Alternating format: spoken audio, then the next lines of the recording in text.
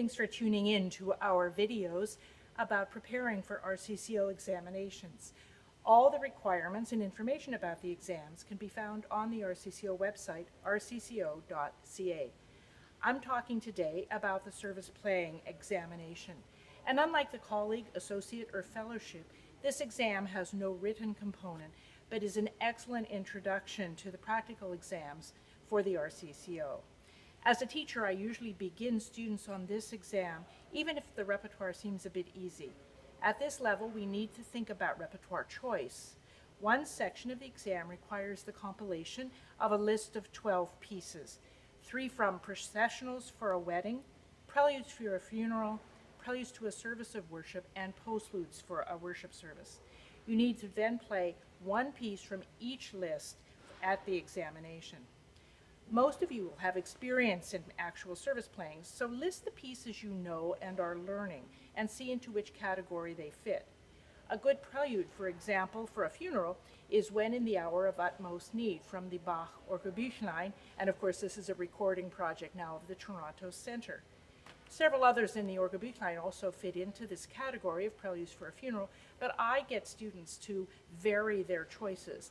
Another good one, for example, might be a setting of Deep River, and this is one by Richard Billingham. I'll just play a little bit for you.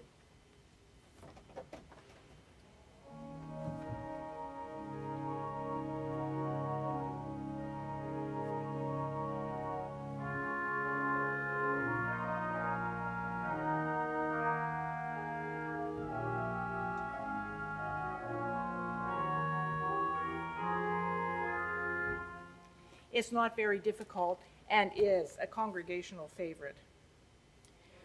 About an arrangement of the trumpet tunes, any of your wedding volumes would have those. Those are processionals for a wedding, or as well as the traditional Mendelssohn processional. How about for a prelude for a service of worship, about a slow movement from a Mendelssohn organ sonata?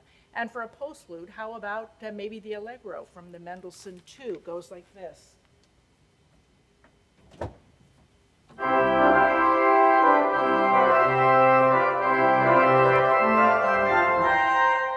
Or Bach in Dearest Freude in the Is Gladness from the Orgelbüchlein.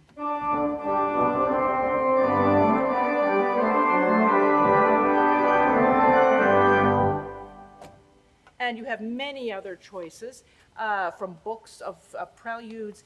Mayhew, Oxford publications all have excellent compilations of pieces.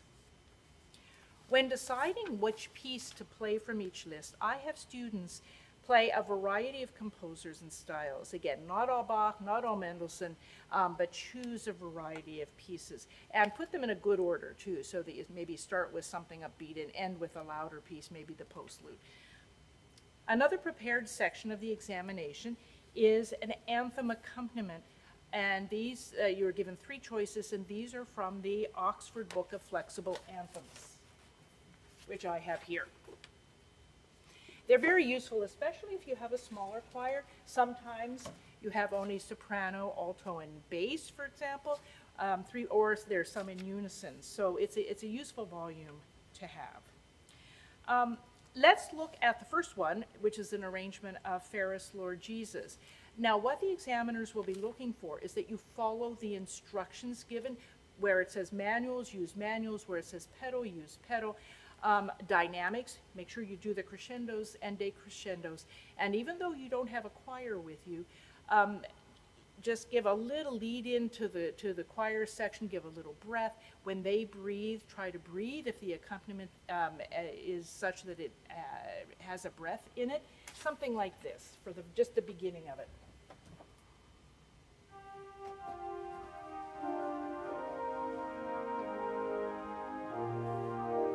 Here comes the choir.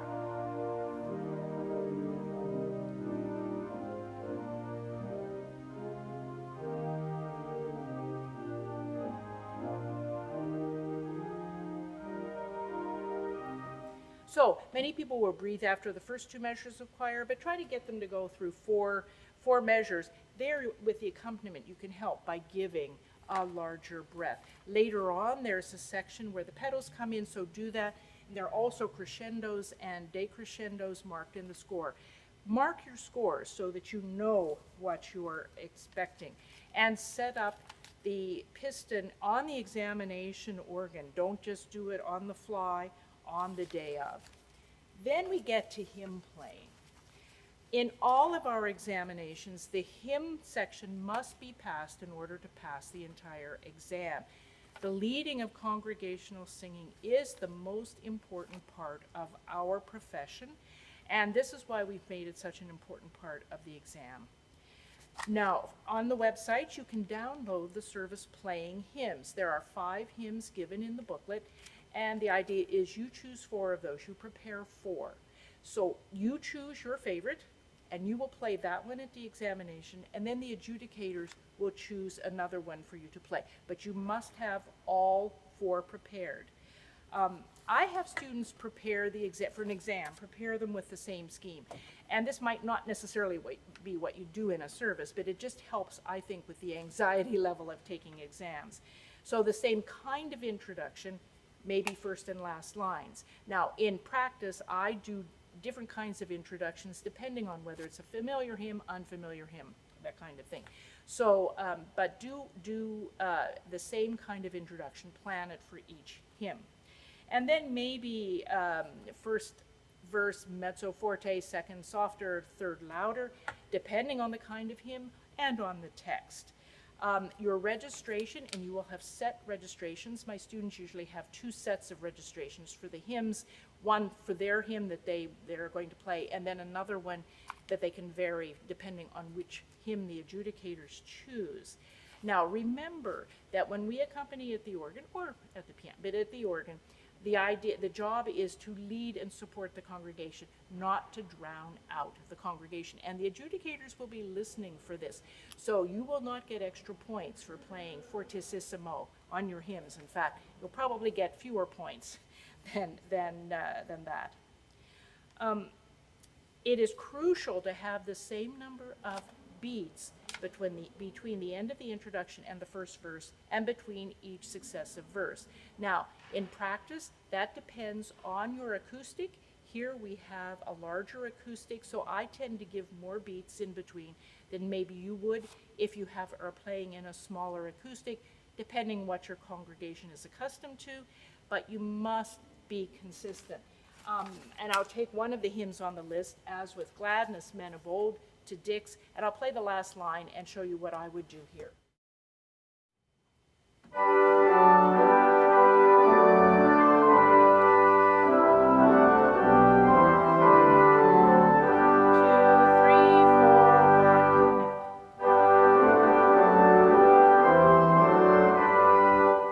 Now that might be a bit much in your situation, so you might just want 2 beats at the end and one of a breath. That's fine, but be consistent. Don't leave your congregation guessing what you're going to do. Then, despite your congregation's habit of singing, of breathing at the end of each phrase of singing, you must mark the text of each verse and hold through when the text demands. For example, and I will show that to you, I have my students mark every single verse, maybe with different colors of highlight or whatever. So the first line, As with gladness, men of old did the guiding star behold. You can train your choir and then eventually your congregation to breathe when they need to, but breathe with the text. And adjudicators will be listening for this. The second verse, it does make a difference because the text is, As with joyful steps they sped to that lowly manger bed, there to bend the knee before Christ, whom heaven and earth adore. So I would play it like this.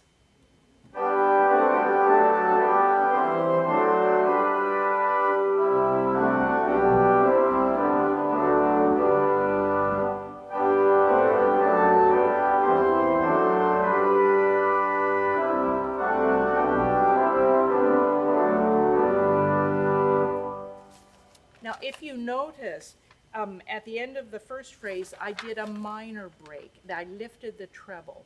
At the end of the line, for a bigger breath, I lifted everything. And you can do this to show where the minor commas are. So Christ was a minor comma, but I just lifted my treble, and then at the end of the line, I lifted everything. Now, my favorite example, which is also, and the hymn Silent Night is also in the list, is you need to train the congregation to sing what is written. Silent night, holy night, all is calm, all is bright round yon virgin mother and child. And if we breathe, all is bright round yon virgin mother and child. I mean, as a child, I wondered what in the world a round yon virgin was. So now people might breathe, but at least if you're showing people that it doesn't, the line does not end, the text does not end. Also, I like to paint the text a bit. And Silent Night's a good example because in the second verse, we have Silent Night, Holy Night, shepherds quake at the sight, glory stream from heaven afar. So I like to do just a little bit of crescendo at that point like this.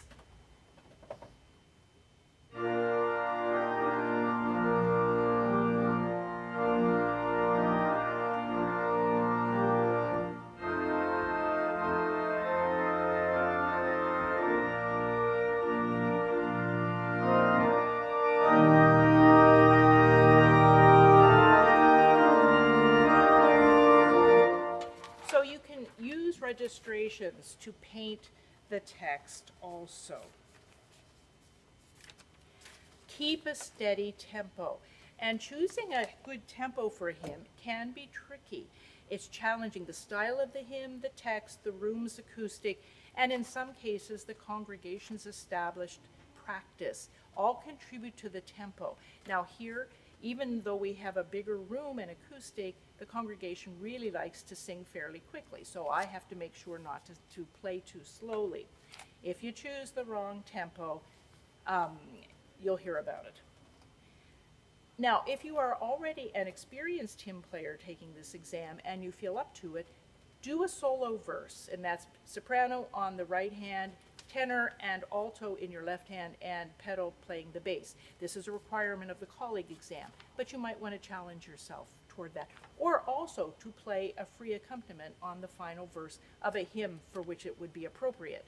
And remember, when playing a free accompaniment, still breathe with the text, and whether you have written the free accompaniment or chosen one, don't obscure the melodic line. The congregation won't enjoy that. Now the part of the exam that everyone loves, sight reading. With luck, you are an excellent, quick sight reader. However, you still should practice sight reading every single day of your practice time. Read a variety of music from, say, early German chorale preludes, say Buxtehude, or one of the volumes that has a variety of composers listed, or Bach, read through some of the Orgelbüchlein chorales. If you have volumes of chorale preludes by Healy Willen, for example, or some of the American composers like Wilbur Held, Richard Billingham, they are really good sight reading exercises and probably will be a bit more difficult than what is required for the examination. At the exam, you will be given 60 seconds to look at the piece. And what should you do in those 60 seconds? The first thing you do, and it amazes me that some people still don't do this, look at the key signature. Look at the time signature. Those are the first things for which to look. Then look for manual changes. There probably will be a simple manual change. Look at dynamics. Look for cadences. Does the little piece modulate? Look at the performance instructions lyrically, robustly, and you can help yourself with this also by setting a couple of pistons on the examination organ. Where's the swell oboe, for example, or the clarinet? If the sight reading piece asks for a solo and accompaniment, you should already have set up something that is a solo with an accompaniment. And if you don't have it set up, be very quick. Know the instrument well enough to know where to find it. If it is more of a chorale type piece or 4-part, mezzo forte, you should have 8s, 4s, piston maybe with 8s and 4s, or 8, 4, and 2, but at least be able to find those stops very quickly. So, all the best in your exam preparation, and remember, preparation is the key for feeling confident on your examination day.